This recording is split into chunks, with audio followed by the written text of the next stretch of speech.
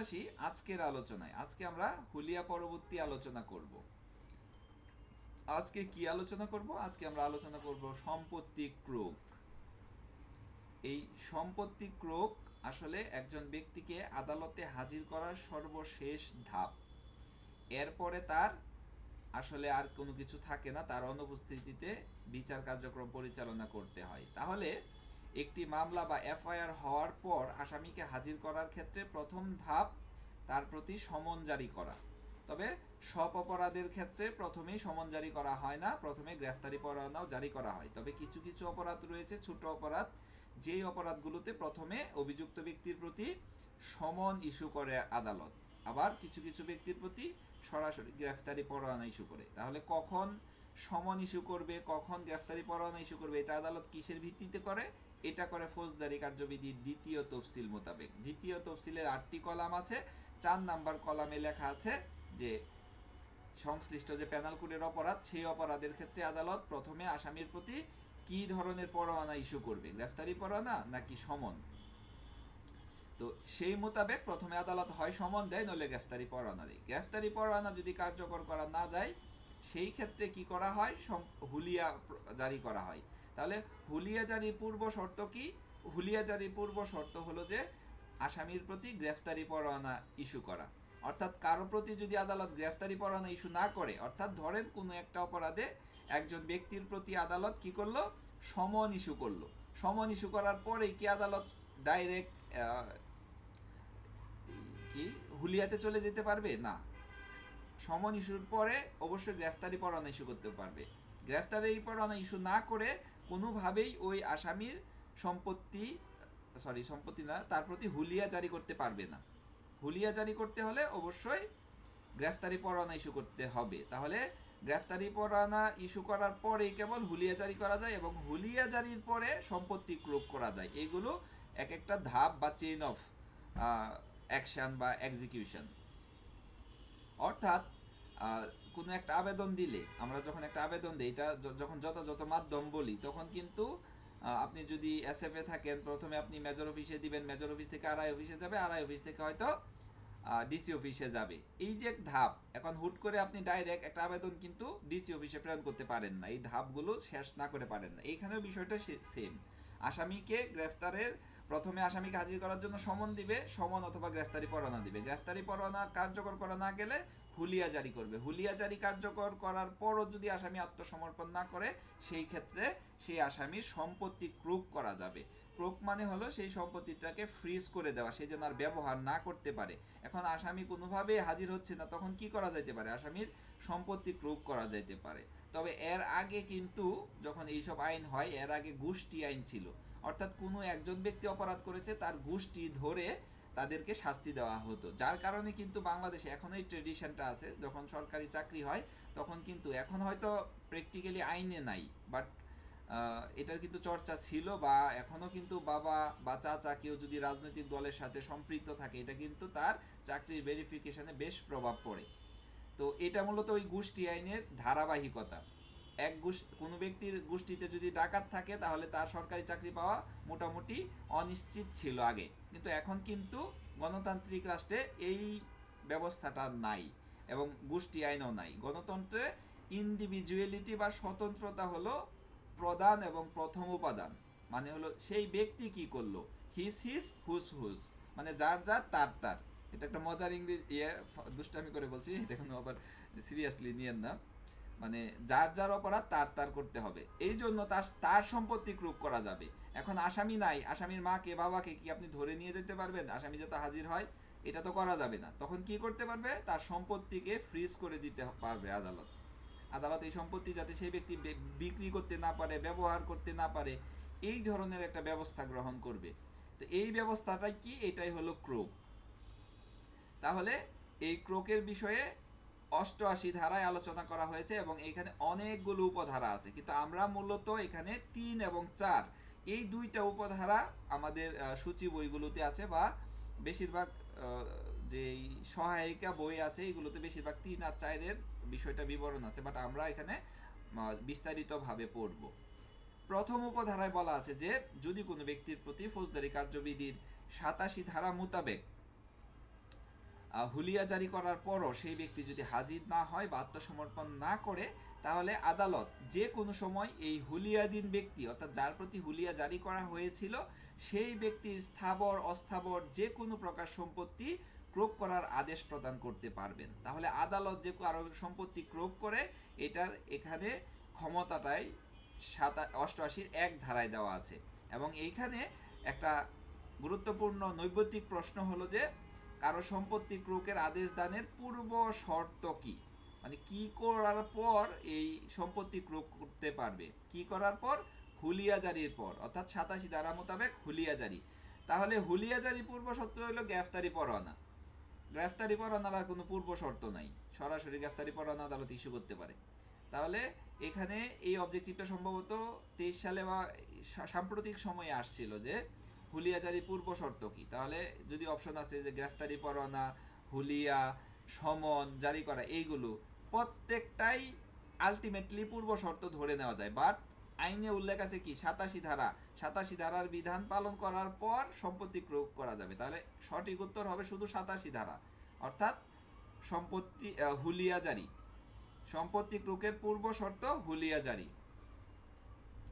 এরপরে আসি, আদালতের এখতিয়ার স্থানীয় সীমার মধ্যে যদি ক্রোকের আদেশ দ্বারা উক্ত ব্যক্তির যে কোনো সম্পত্তি ক্রোক করা যাবে, তবে উক্ত স্থানীয় সীমার বাইরে যদি অন্য কোনো স্থানীয় এলাকায় উক্ত ব্যক্তির কোনো সম্পত্তি থাকলে তা ওই জেলার জেলা ম্যাজিস্ট্রেট অথবা মুখ্য বিচারিক, মুখ্য মানে কি চিফ জুডিশিয়াল ম্যাজিস্ট্রেট অথবা চিফ মেট্রোপলিটন ম্যাজিস্ট্রেটের অনুমোদন ক্রমে সেই সম্পত্তি ক্রোক করা যাবে। প্রথমে বলছে যে 87 ধারা যদি কেউ 87 ধারা বিধান পালন করার পর আসামি হাজির না হয়, তাহলে তার যে কোনো স্থাবর অস্থাবর সম্পত্তি আদালত ক্রোক করার আদেশ দিতে পারবে। এরপরে বলতেছে যদি সেই সম্পত্তিটা যে আদালতের এখতিয়ারের দিনে সেই বিচারটা হচ্ছে বা যে আসামির বিচার হচ্ছে সেই আসামি সেই আদালতের এখতিয়ারের বাইরে তার সম্পত্তি আছে, সেই ক্ষেত্রে কি? সেই ক্ষেত্রে এই সম্পত্তি যেই জেলা ম্যাজিস্ট্রেট অথবা চিফ জুডিশিয়াল ম্যাজিস্ট্রেট বা চিফ মেট্রোপলিটন ম্যাজিস্ট্রেটের অধীনস্থ, তার মাধ্যমে তার অনুমোদন নিয়ে সম্পত্তিটা ক্রোক করতে পারবে। এটা হলো 2 উপধারার কথা। এখন আসেন গুরুত্বপূর্ণ, স্থাবর ও অস্থাবর সম্পত্তি ক্রোকের পদ্ধতি আলোচনা করুন। সম্পত্তি ক্রোক কাকে বলে বা ক্রোক কাকে বলে, স্থাবর অস্থাবর সম্পত্তি ক্রোকের পদ্ধতি আলোচনা করুন। লিখিত প্রশ্ন, এখান থেকে লিখিত প্রশ্ন হয়, এটা দিয়েই মূলত লিখিত প্রশ্ন হয়। অথবা শুধু আসতে পারে যে অস্থাবর সম্পত্তি ক্রোকের পদ্ধতি আলোচনা করুন। তো আমরা সম্পত্তির কথা বললে প্রথমে কি বলি? স্থাবর ও অস্থাবর। স্থাবর সম্পত্তিটা প্রথমে আসে, বাট এইখানে প্রথমে আলোচনা করা হয়েছে কি? প্রথমে আলোচনা করা হয়েছে অস্থাবর সম্পত্তি ক্রোকের পদ্ধতি। তাহলে অস্থাবর কোন সম্পত্তি? যেই সম্পত্তি হস্তান্তরযোগ্য, নাড়াচড়া করা যায়, মাটির সাথে যুক্ত না। এই স্থাবর অস্থাবর সম্পত্তির বিষয়তে ধারণা দেওয়া আছে কোন জায়গায়? পেনাল কোডের 22 ধারা। পেনাল কোডের 22 ধারাটি পড়বেন, সেখানে অস্থাবর সম্পত্তি কাকে বলে এটা বলা আছে, এবং ভাষ্য পড়লে এখানে স্থাবর সম্পত্তি সম্পর্কেও জানতে পারবেন। স্থাবর সম্পত্তি কোনটা? যেমন কোনো বিল্ডিং, কোনো গাছ যেটা মাটির সাথে লাগানো, এই রকম যে সম্পত্তিগুলো আছে, ভূমি, জমি, পুকুর, এইগুলো কি স্থাবর সম্পত্তি। অস্থাবর কি? যেমন একটা মোবাইল, বই, কলম, এই রকম যেগুলো মাটির সাথে লাগানো নাই বা হস্তান্তরযোগ্য, আর হলো যে বা স্থানান্তরযোগ্য। আর ধরেন একটা গাছ, এটাকে কেটে ফেলার সঙ্গে সঙ্গে কি হয়ে যায়? অস্থাবর সম্পত্তি হয়ে যায়। গাছ হলো একটা স্থাবর সম্পত্তি, বাট গাছটা যদি কেউ কেটে ফেলে বা উপড়িয়ে ফেলে, সেটা কিন্তু সঙ্গে সঙ্গে অস্থাবর সম্পত্তিতে পরিণত হবে। তাহলে এই ধরনের অস্থাবর সম্পত্তি ক্রোকের পদ্ধতি এখন আমরা জানবো কিভাবে অস্থাবর সম্পত্তি ক্রোক করা যায়। তাহলে আপনারা লিখবেন যে প্রথম 1 নাম্বার বা ক নাম্বার যেটা দিয়ে লিখেন, 1 হলো আটক করে। 1 নাম্বার কি? আটক করে। একটু লিখেন কষ্ট করে, এটা অল্প একটু বেশি না। 2 তত্ত্বাবধায়ক অথবা রিসিভার নিয়োগ করে। সহজ শব্দ রিসিভার, রিসিভারই লেখেন, রিসিভার নিয়োগ করে। রিসিভার একটা ইংরেজি শব্দ। এখানে মূল বিষয় হলো তত্ত্বাবধান করার জন্য কোনো ব্যক্তিকে দায়িত্ব দেওয়া, মানে কেয়ারটেকারের মতো আর কি। সেই সম্পত্তিটা সে ভোগ করবে না, বিক্রিও করবে না, জাস্ট দেখভাল করবে। এটাকে ইংরেজিতে বলে রিসিভার। বাংলায় আপনারা বানানটা হুবহু রিসিভার দিয়েও লিখতে পারেন।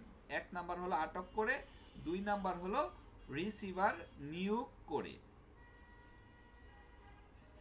এখন আসি 3 নাম্বার।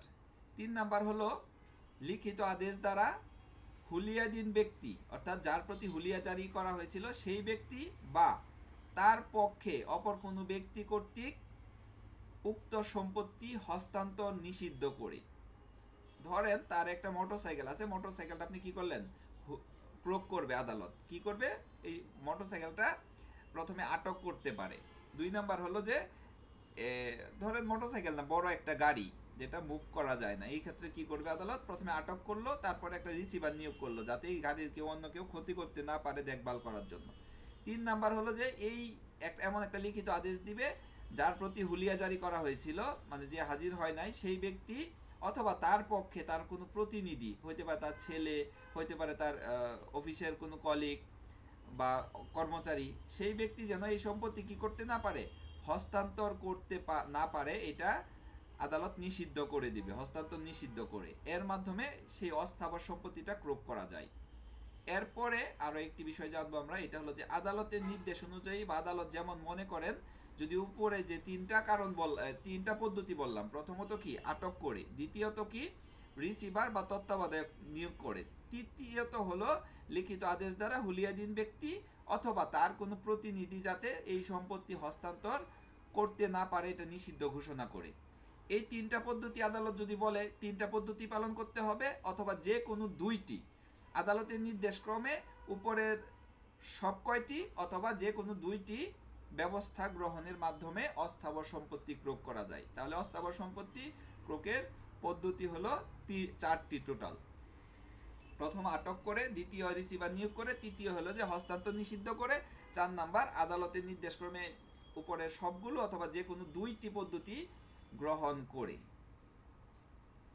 এখন আসি আমরা স্থাবর সম্পত্তি। এটা কিন্তু লিখিত প্রশ্নের ক্ষেত্রে আপনারা ভুল করবেন ধারা লিখতে যায়, এবং এখানে কিন্তু উপধারা সহকারে উত্তরটা লিখতে হবে, শুধু 88 দিবেন না, 88(3) দিবেন অস্থাবর সম্পত্তি ক্রোকের পদ্ধতি, আর 88(4) দিবেন স্থাবর সম্পত্তির পদ্ধতি। মুখে আমরা সম্পত্তির এই বিষয়টা বলতে গেলে প্রথমে বলি স্থাবর, পরে বলি অস্থাবর। এই জন্য দেখবেন যে 88(3) স্থাবর সম্পত্তি ক্রোকের পদ্ধতি লিখে ফেলবেন। আমি যখন লিখিত পরীক্ষা নিতাম তখন দেখতাম যে এই ধারাটায় প্রচুর ভুল করে, যার কারণে আপনাদেরকে আমি বলে দিচ্ছি যে অস্থাবর সম্পত্তিটা এখানে আগে, স্থাবর সম্পত্তিটা পরে। স্থাবর সম্পত্তি ক্রোকের পদ্ধতিটা পরে আছে, অর্থাৎ 4-এ আছে, 4 নাম্বার উপধারায়। এখানে বলা হচ্ছে স্থাবর সম্পত্তি ক্রোকের পদ্ধতি। এবং এইখানে একটা জিনিস প্রায়শই বইগুলোতে কম তথ্যটা দেওয়া থাকে অথবা এই বিষয়টা উল্লেখ করে না, সরাসরি দখল করে, রিসিভার নিয়োগ করে, এইভাবে। এবং স্থাবর এবং অস্থাবর সম্পত্তি ক্রোকের পদ্ধতি প্রায় সেম, জাস্ট একটা দুইটা শব্দ পরিবর্তন আছে, আপনারা দেখবেন যে দুইটাই একই রকম। তো এখানে যেই কয়েকটা কথা কম লেখা থাকে, এটা হলো যে ক্রোকের আদেশকৃত যে সম্পত্তি সরকারকে রাজস্ব প্রদান করে, এইরকম যদি কোনো সম্পত্তি হয়, অর্থাৎ সরকারকে খাজনা বা রাজস্ব দেয় এমন কোনো সম্পত্তি হলে এই স্থাবর সম্পত্তি যে এলাকায় অবস্থিত ওই জেলার কালেক্টরের মাধ্যমে ক্রোক করতে হবে। এখন জেলার কালেক্টরকে, এটা কিন্তু ডিসি, আমরা ডিসি যদি পূর্ণ রূপ বা অ্যাব্রিভিয়েশন জানি তাহলে দেখব এখানে ডিস্ট্রিক্ট কালেক্টর, এটাকে আমরা ডিসি বলি, বাংলাতে খুব প্রচুর ব্যবহার করি, বাট হয়তো এই কালেক্টর শব্দটার বা ফুল ফর্মটা আমরা ব্যবহার করি না। ডিসির ফুল ফর্ম হলো ডিস্ট্রিক্ট কালেক্টর।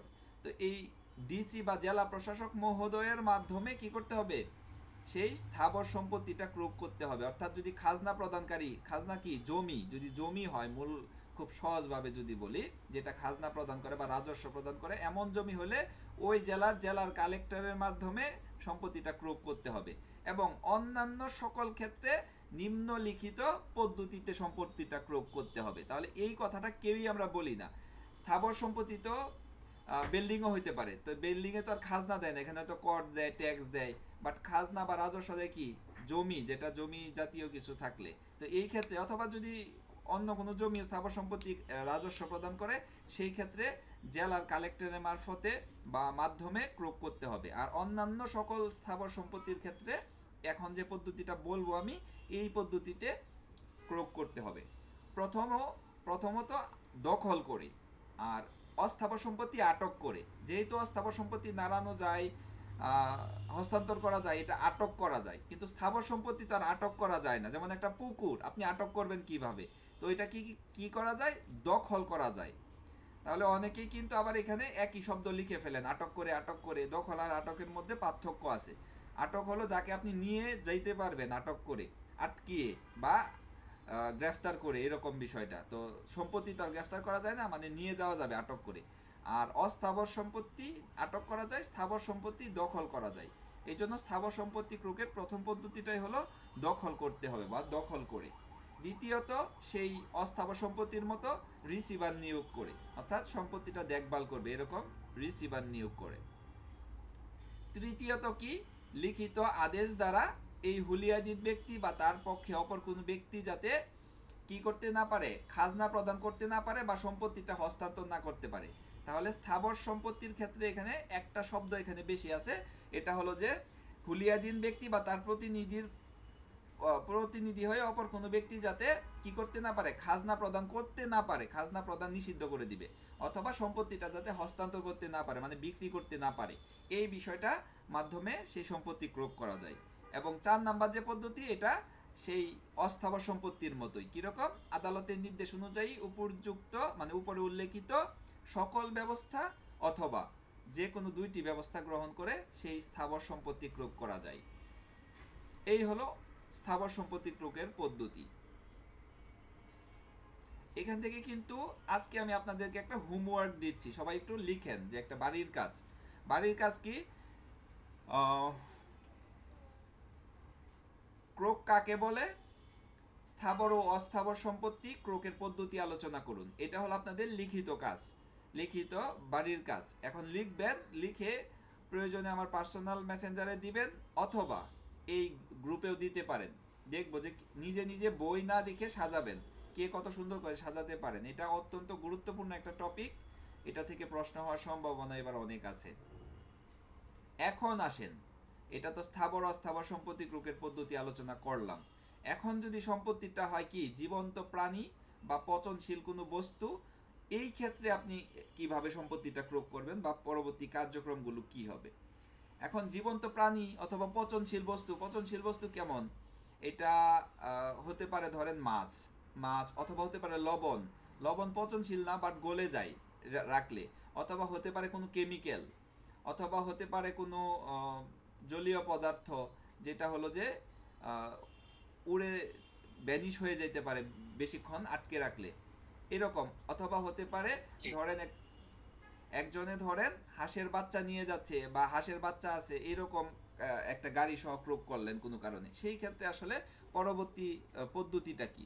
তাহলে কোনো জীবন্ত প্রাণী অথবা এরকম পচনশীল প্রকৃতির কোনো সম্পত্তি যদি ক্রোক করা হয়, তাহলে আদালত প্রয়োজন মনে করলে উক্ত সম্পত্তি কি করতে পারবেন, বিক্রয়ের আদেশ দিতে পারবেন। এবং এরূপ ক্ষেত্রে বিক্রয়ের লব্ধ অর্থ কি করবেন, আদালতের নির্দেশ অনুযায়ী ব্যবহৃত হবে। আদালত যদি বলে সরকারি কোষাগারে জমা দিয়ে রাখতে, জমা দিয়ে রাখবে, অথবা আদালতের নির্দেশ, আদালত যা আদেশ করবেন সেই অনুযায়ী ব্যবস্থা নিতে হবে। তাহলে জীবন্ত প্রাণী বা পচনশীল বস্তু ক্রোকের ক্ষেত্রে করণীয় হলো, আদালত যদি মনে করে এই সম্পত্তি বিক্রি করে দেওয়া উচিত বা এটা মালিকের জন্য বেশি কল্যাণকর, তাহলে উনি এটা বিক্রি করে দিয়ে অর্থটা তিনি ব্যবহারের জন্য কি ব্যবস্থা নেওয়া হবে এই জন্য নির্দেশ দিবেন, এবং আদালতের নির্দেশ অনুযায়ী ব্যবস্থা গ্রহণ করতে হবে। এখন আসেন, এই যে আপনি সম্পত্তি ক্রোক করলেন, এই সম্পত্তিতে যদি অন্য কোনো ব্যক্তির মালিকানা অথবা সত্ত্ব থাকে তাহলে কি করবেন। ধরেন জৈনেক হরপ্রসাদ বর্মন, তার সম্পত্তি ক্রোক করা হলো একটা 5 তলা বিল্ডিং, কারণ সে হাজির হয় না, তার প্রতি আদালত গ্রেফতারি পরোয়ানা ইস্যু করেছে, হুলিয়া জারি করেছে, তাও সেই ব্যক্তিকে আদালত হাজির করতে পারছে না, এই জন্য এর একটা 5 তলা বিল্ডিং আছে, এই বিল্ডিংটা ক্রোক করলো। ক্রোক করার পর দেখা গেল যে এখানে সে একটা ফ্ল্যাট বিক্রি করে দিয়েছিল, 5 তলা বিল্ডিং এর একটা ফ্ল্যাট বিক্রি করে দিয়েছিল, কিন্তু আদালত কি করেছে, পুরো 5 তলা বিল্ডিংটাই ক্রোক করে ফেলছে তার মালিকানা মনে করে। কিন্তু দেখা গেল কি এখানে এই হুলিয়াদিন ব্যক্তি মানে হরপ্রসাদ বর্মন ছাড়াও অন্য ব্যক্তির সম্পত্তি বা মালিকানা আছে, তখন কি করা যাবে, এই সম্পত্তি তো সে ক্রোক করতে পারে না, কারণ কি বললাম, গণতান্ত্রিক দেশে ইন্ডিভিজুয়ালিটি, অর্থাৎ যে অপরাধ করেছে তার বিষয়ে আপনি ব্যবস্থা নিতে পারবেন, অন্য কোনো ব্যক্তি তো এখানে দায়ী না। যদি এখানে তার ভাইয়ের ওয়ারিশ থাকে, এই ওয়ারিশ দ্বারা এসে দাবি করতে পারে যে না, এটা তো আমার পৈতৃক সম্পত্তি, এটা হরপ্রসাদের ব্যক্তিগত মালিকানা সম্পত্তি না, সে বড় ভাই বা ছোট ভাই, সে তাকে আমি মানে ব্যবহার করার জন্য দিয়েছি, বাট এখানে আমার মালিকানা আছে বা সত্ত্ব আছে। তখন কিন্তু তারা এটা কি করতে পারবে, আপত্তি জানাতে পারবে। এবং এই আপত্তিটা কি করতে হবে, সেই ক্রোকের আদেশ প্রদানকারী আদালত কি করবে, এটা তদন্ত করাবে, এবং করায়া যদি মনে করে যে এই দাবির সম্পূর্ণ অংশই সত্য, তাহলে তো সেটা ছেড়ে দিতে হবে। আর যদি বলে যে অংশ তো কিছু মেনে নেওয়া যায়, মানে কিছু সত্য কিছু মিথ্যা, তাহলে যতটুক সেই ব্যক্তির সম্পত্তি আছে অতটুক কি করতে হবে, ছেড়ে দিতে হবে। বুঝতে পারছেন? কোনো ক্রোকৃত সম্পত্তিতে যদি অন্য কোনো ব্যক্তির মালিকানা থাকে, সেই ক্ষেত্রে কি পদ্ধতি, এটা আছে 88 ক। তবে আরেকটা এখানে বিষয় জেনে রাখেন, ধরেন কেউ একজন এরকম আপত্তি জানালো, আপত্তি জানানোর পর সেই ব্যক্তি মারা গেল, তাহলে এই ব্যক্তির আপত্তির ভিত্তিতে সেই ব্যক্তির যে ওয়ারিশদার আছে তারা কিন্তু, ধরেন হরপ্রসাদ এর ভাই আইসা দাবি করলো যে এই 5তলা বিল্ডিংটাতে আমার বাবার সম্পত্তি, এটা আমারও এখানে অধিকার আছে। এই আবেদন দেওয়ার পর এই ব্যক্তি, এই সম্পত্তি ক্রোক হয়েছে ভাইয়ের ইয়েতে, কোনো কারণে মারা গেল, তখন তার যে সন্তান আছে, অর্থাৎ হরপ্রসাদের ভাস্তা বা ভাইস্তি যদি কেউ থাকে, তারা এসে কিন্তু এর প্রতিনিধি হিসেবে এই দাবি বা আপত্তি বা মামলা পরিচালনা করতে পারবে। অর্থাৎ উত্তরাধিকারী কেউ থাকলে সেও কিন্তু এটা দাবি করতে পারবে। এটা হলো 6 ক। এখন আসি 6 খ।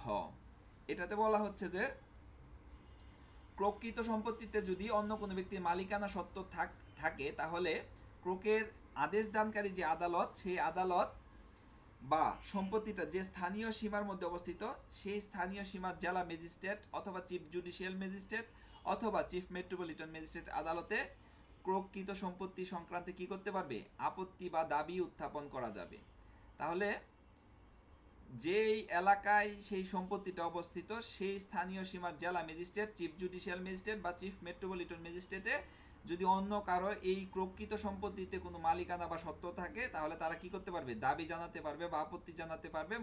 মূল কথা আপিল করতে পারবে ওই জায়গায়, বা একটা অভিযোগ দিতে পারবে যে আমার সম্পত্তি কেন ক্রোক করা হলো, অপরাধ করেছে হরপ্রসাদ শাস্ত্রী, কিন্তু আমি তো এখানে দোষ করি না, আমার সম্পত্তি কেন ক্রোক করা হলো। তাহলে এই আবেদনটা কোথায় জানাবে, সেই সম্পত্তি যেই জেলা ম্যাজিস্ট্রেট, চিফ জুডিশিয়াল ম্যাজিস্ট্রেট বা চিফ মেট্রোপলিটন ম্যাজিস্ট্রেটের অধীনস্থ এলাকায়, সেই ম্যাজিস্ট্রেটের কাছে বা জেলা ম্যাজিস্ট্রেটের কাছে নিয়ে দাবিটা জানাইতে হবে। এটা ছিল 6 খ। এখন আসি 6 গ। ঘ আর কি, ঘরের ঘ। এখানে বলা হচ্ছে যে প্রকৃত সম্পত্তিতে যদি অন্য কোনো ব্যক্তির দাবি করা মালিকানা অথবা সত্ত্ব আংশিক অথবা সম্পূর্ণ অগ্রাহ্য করা হয়, মানে সে দাবি করলো যে এখানে আমার সম্পত্তি আছে, বাট আদালত এটা খারিজ করে দিল, তাহলে এই যে যেই তারিখে খারিজ করবে, আদেশ দিবে যে না এটা গ্রহণ করা হইল না তার দাবিটা, সেই আদেশ দানের তারিখ থেকে 1 বছরের মধ্যে সে কি করতে পারবে, মামলা রুজু করতে পারবে। অর্থাৎ এই আদেশের বিরুদ্ধে মামলা বা আপিল, যে যদি বলি, যদিও শব্দটা এখানে মামলায় বলা হচ্ছে, বাট বোঝানোর স্বার্থে আমি আপনাদের বলছি যে আপিল করতে পারবে বা এই বিষয়ে মামলা রুজু করবে যে আমার দাবি কেন, তার তো সম্পত্তি আছে, বাট আদালত এটা অগ্রাহ্য করে দিল, অগ্রাহ্য করে আদেশ দিল যে না, এখানে তার সম্পত্তি নাই বা দাবি গ্রহণযোগ্য না। সেই ক্ষেত্রে এই আদেশটা যেদিন দিবে যে গ্রহণযোগ্য না, সেই আদেশ দানের 1 বছরের মধ্যে কি করতে পারবে, মামলা রুজু করতে পারবে। তাহলে গুরুত্বপূর্ণ এখানে একটা অবজেক্টিভ, যে প্রকৃত সম্পত্তিতে অন্য কোনো ব্যক্তির দাবি করা বা মালিকানা বা সত্ত্ব মানে মালিকানা আর কি, আংশিক বা সম্পূর্ণ অগ্রাহ্য করা হলে কত দিনের মধ্যে মামলা রুজু করতে পারবে, ভুক্তভোগী কত দিনের মধ্যে মামলা রুজু করতে পারবে, কতদিন, 1 বছর। 1 বছরের মধ্যে কি করতে পারবে, মামলা রুজু করতে পারবে। এরপরে আসি যে এই যে হুলিয়াধীন ব্যক্তির হুলিয়ায় উল্লেখিত সময়সীমার মধ্যে যদি এই ব্যক্তি কি করে, আদালতে উপস্থিত হয়ে যায়, তাহলে কি করতে হবে, আদালত এই ক্রোকৃত সম্পত্তি মুক্ত করে দিবেন। অর্থাৎ হুলিয়ায় যে 30 দিনের সময় আদালত দিয়েছিল, সেই উল্লেখিত সময়ের মধ্যে যদি সেই ব্যক্তি হাজির হয়ে যায়, তাহলে কি করতে হবে, ওই ব্যক্তির প্রকৃত সম্পত্তি মুক্ত করে দিতে হবে। এরপরে আসেন হুলিয়াধীন ব্যক্তি যদি হুলিয়ায় উল্লেখিত সময়সীমার মধ্যে উপস্থিত না হয়, সেই ক্ষেত্রে এই সম্পত্তি যে ক্রয় করা হলো এটা কি করতে হবে? এটা হবে সরকারের এখতিয়ারভুক্ত বা বাজেয়াপ্ত হয়ে যাবে, সরকারের অধীনে চলে যাবে। আপনাকে 30 দিনের সময় দিল, সেই সময়ের মধ্যে আপনি কি করলেন না? হাজির হলেন না। এই ক্ষেত্রে পরবর্তী ধাপ হলো আপনার সম্পত্তি ক্রয় করলেও আপনি যখন হাজির হবেন না, তখন আদালত কি করবে? সেই সম্পত্তিটা বাজেয়াপ্ত করে দিবে, আপনি আর ব্যবহার করতে পারবেন না। তবে ক্রয়ের তারিখ হতে 6 মাস অতিক্রান্ত না হওয়া পর্যন্ত কি করতে পারবেন না আদালত? এই ক্রয়কৃত সম্পত্তি অন্য কোনো ব্যক্তি যদি মালিকানা দাবি না করে, তাহলে 6 মাসের মধ্যে বিক্রি করতে পারবেন না। আর যদি অন্য কেউ এসে দাবি করে, তাহলে প্রথমে সেই দাবি নিষ্পত্তি করতে হবে।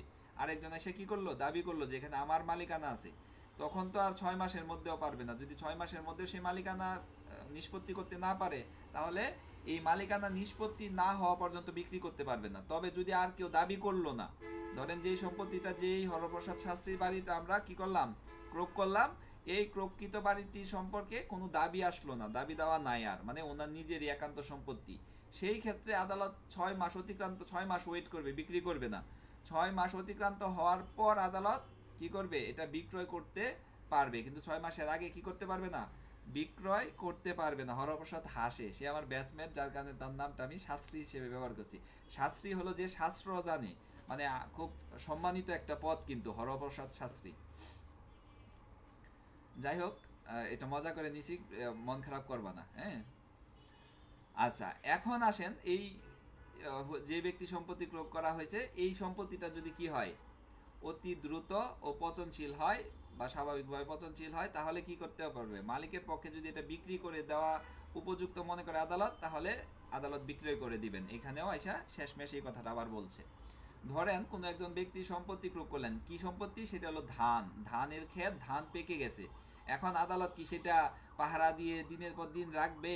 অথবা ধান তো নুয়ে পড়তেছে, পাকার পরে আমরা জানি ধান জমিতে নষ্ট হয়ে যাবে। তো আদালত কি করবে? এটা বিক্রি করার ব্যবস্থা করে দিবে।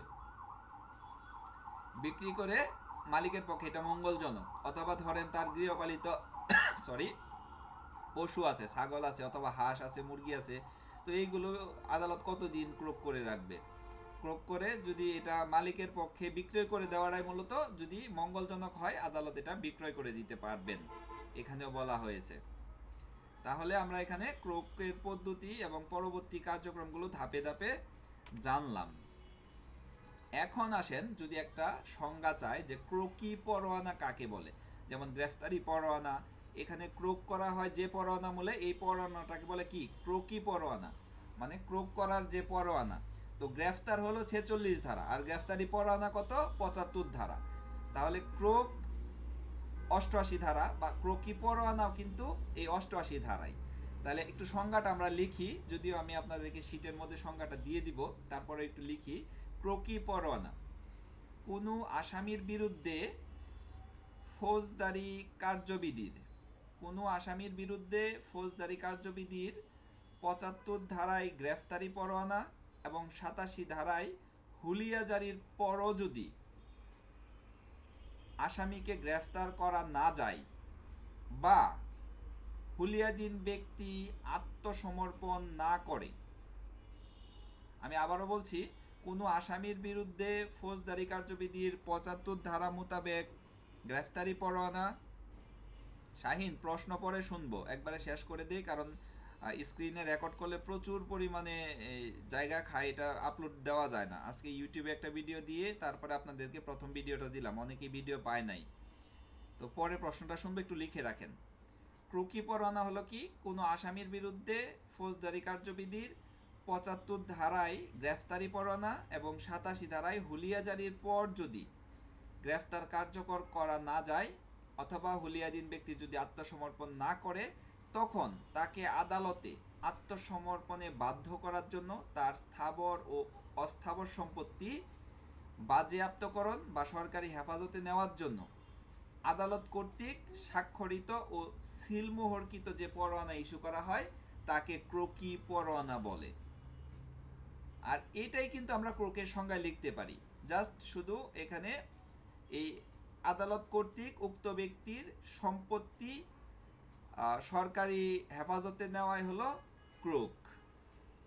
জাস্ট এখানে স্বাক্ষরিত সিলমোহরকৃত পরোয়ানা মূলে কোনো ব্যক্তির সম্পত্তি, স্থাবর ও অস্থাবর সম্পত্তি বাজেয়াপ্তকরণ বা সরকারি হেফাজতে নেওয়াই হলো ক্রোক। তাহলে একই সংজ্ঞা, জাস্ট একটা দুইটা শব্দ চেঞ্জ করে দিলেই ক্রোক এবং ক্রোকি পরোয়ানার সংজ্ঞা হয়ে যাচ্ছে। যদি আমি গ্রুপে ইয়েতে দিয়ে দিব 100 পর্যন্ত আলোচনা শেষ হলে, আপনারা তারপরে নিজেরা লিখে এটা চর্চা করবেন। তাহলে একটা বাড়ি কাজ দিয়েছিলাম হলো যে স্থাবর ও অস্থাবর সম্পত্তি ক্রোকের পদ্ধতি। হ্যাঁ, আমরা কি আজকে আরো নতুন ধারা আলোচনা করবো? কারণ এই ধারাগুলো বেশ বড় বড় ধারা, একটা ধরলে কিন্তু আরো বেশ অনেকক্ষণ লেগে যাবে। আপনারা যদি বলেন তাহলে আরো আলোচনা করব, বাট যদি বলেন যে না এটা, তাহলে আর একটু রিক্যাপ করবো, এটার আবার পুনরায় আলোচনা করব। এক দুইজন বলেন। না, এটা রিক্যাপ করলে হবে। ঠিক আছে, তাহলে একটু রিক্যাপ করি এই ধারাটা আবার।